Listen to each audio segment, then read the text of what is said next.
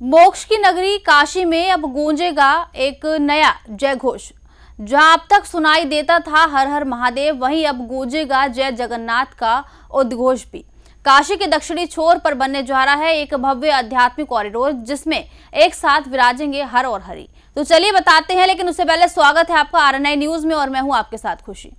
मोक्ष और नर्क के पौराणिक दौर के बीच वसी काशी अब एक और आध्यात्मिक पहचान की ओर बढ़ रही है। काशी विश्वनाथ कॉरिडोर के बाद अब वाराणसी में बनने जा रहा है भव्य जगन्नाथ कॉरिडोर।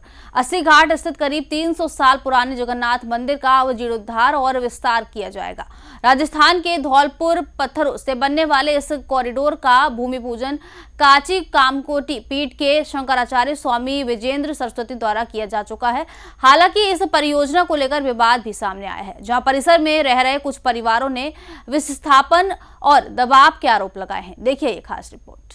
राजस्थान के धौलपुर से मंगाए गए लाल, गुलाबी और सफेद पत्थरों से इस भव्य जगन्नाथ कॉरिडोर का निर्माण किया जाएगा।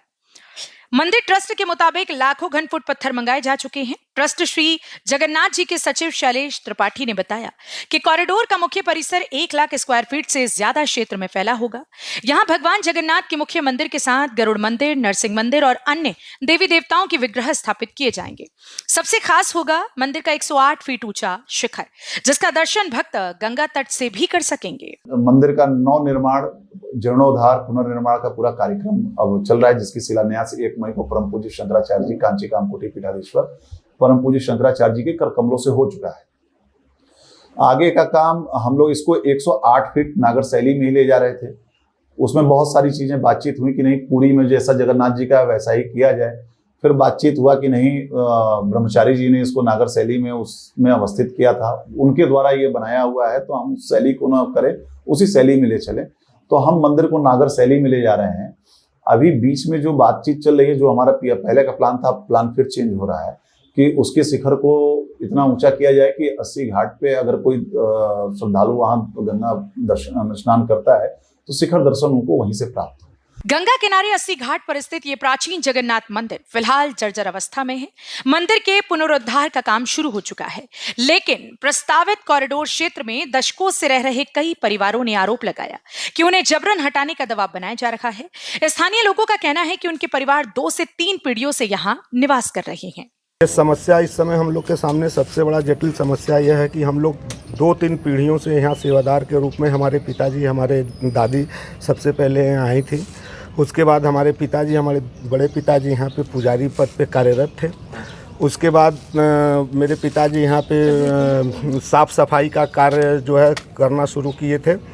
उसके बाद उनके देहावसान के बाद मैंने उस परंपरा को आगे निभाते हुए इस मंदिर की पूरी साफ़ सफाई का व्यवस्था मैं देखता हूँ। मगर आज विगत 1-2 महीने से हम लोगों के सामने एक ऐसी स्थिति उत्पन्न हो गई है कि मंदिर के ट्रस्ट के लोग आते हैं और हम लोग को ज़बरदस्ती, बिना हम लोग के समस्याओं को का ध्यान देते हुए ये कह रहे हैं कि आप लोग मंदिर खाली करके जाइए, नहीं तो आप लोग के कमरों को जो बुलडोज कर दिया जाएगा। और कुछ हिस्से को अभी तक बुलडोज किया भी जा चुका है, इसलिए खाली करवाया जा रहा है कि लोग कह रहे हैं कि हम मंदिर बनवाएंगे, आप लोग मकान खाली करिए। मकान खाली करवाने में सचिव शैलेश त्रिपाठी, जो खुद इस मंदिर के कुछ हिस्से पे कब्जा करके अपना घर, मकान और होटल बनाए हुए हैं, और वो हम लोगों से कह रहे हैं कि आप जो है खाली करिए उसको। पहले अगर उनको इतना ही भक्ति अगर जगी हुई है तो सबसे पहले वो अपने घर से प्रमाण दें और अपने घर को, अपने होटल को जो है पहले गिरा कर आकर हम लोगों को खाली करने के लिए कहें, और हम लोग स्वतः ही खाली कर कर चले जाएंगे।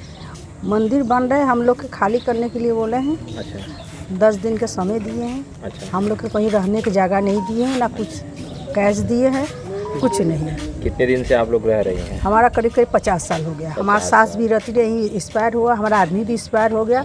बस हम अपने बच्चों के लिए रहते हैं। तो क्या बोला जाए? प्रांगण में आप रहती है 50 साल से, क्या करती थी इस प्रांगण में रह के? क्या मंदिर वगैरह में कुछ सेवा करते थे, मतलब झाड़ू उड़ू, पोछा ओछा, ये सब मतलब मंदिर का काम करते थे हम। अच्छा, मंदिर का काम करते थे। क्या बोला गया आपको? कौन बोला ये बात की? ये नाम हमको नहीं पता, आते हैं सब कहते हैं खाली करके, माता जी आप खाली कर दीजिएगा, इसको गिरवा के हम बनवाएंगे। रहने के लिए कहीं जगह होगा? नहीं, कहीं कुछ नहीं जगह होगा, कोई कहीं कुछ नहीं है। प्रस्तावित जगन्नाथ कॉरिडोर परिसर में रह रहे लोगों के बारे में जब मंदिर ट्रस्ट के सचिव से बात की गई तो उन्होंने बताया कि लोगों के योग्यता और क्षमता के अनुसार प्रस्तावित कॉरिडोर में लोगों को रखा जाएगा ताकि उनका जीवन यापन चलता रहे। जगन्नाथ मंदिर ट्रस्ट के सचिव ने भी ये बताया कि कुछ लोगों ने इस पर जबरन कब्जा किया है ताकि मंदिर जीर्णोद्धार में खलल डाला जा सके।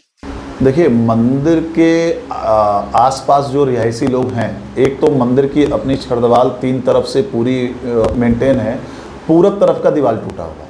पूरब तरफ के जो लोग हैं उनका कहना है कि हम मंदिर छड़दीवार के बाहर हैं, तो उसकी भी पक्की पैमाइश होने वाली है। वो जब हो जाता है तो वो निश्चित हो जाएगा।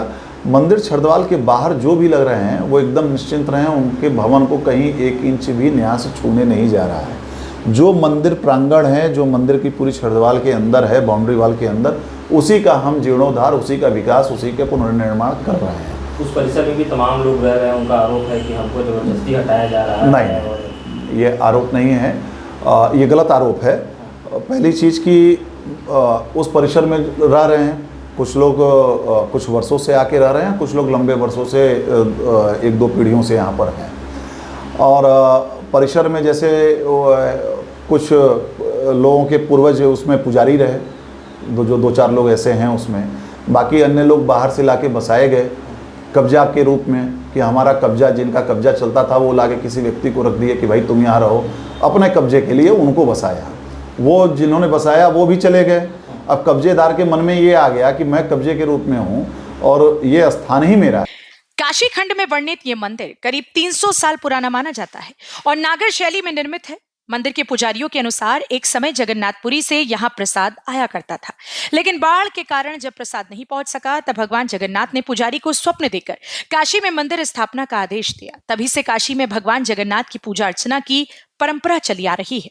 यह पुरी से संबंधित मंदिर है। ये ब्रह्मचारी जी द्वारा, जो ब्रह्मचारी जी का फोटो है, ब्रह्मचारी द्वारा यह बनाया गया है।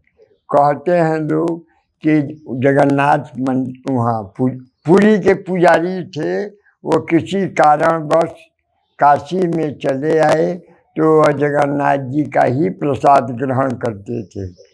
तो वहाँ के राजा जो 300-350 बरस पहले जो थे, उन्होंने वहाँ से प्रसाद की व्यवस्था की।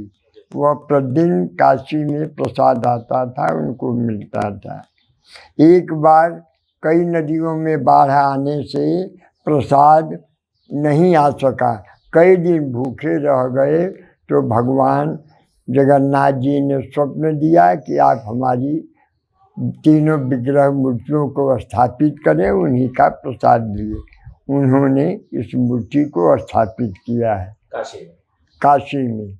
और ये बेनी राम जी जो हैं, इसको 52 बीघी में इस मंदिर का निर्माण किए हैं। जगन्नाथ मंदिर न्यास ट्रस्ट के अध्यक्ष ब्रजेश सिंह ने बताया कि काशी में हरि और हर एक साथ नजर आएंगे।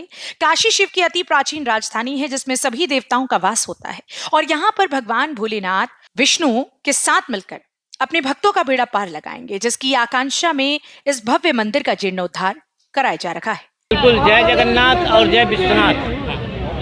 और हरि हर हरि से अलग नहीं, हरि हर से अलग नहीं।